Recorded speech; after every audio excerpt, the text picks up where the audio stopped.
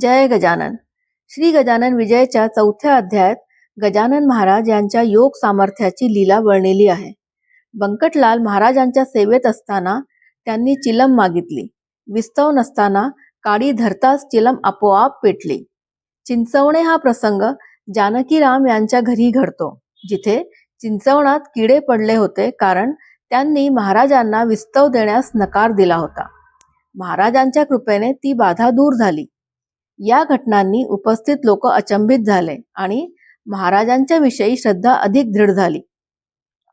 महाराज कधी विहिरीजवळ, कधी मठात, तर कधी उघड्यावर समाधीस्थ बसायचे आणि भक्त त्यांच्या सेवेत तत्पर असायचे.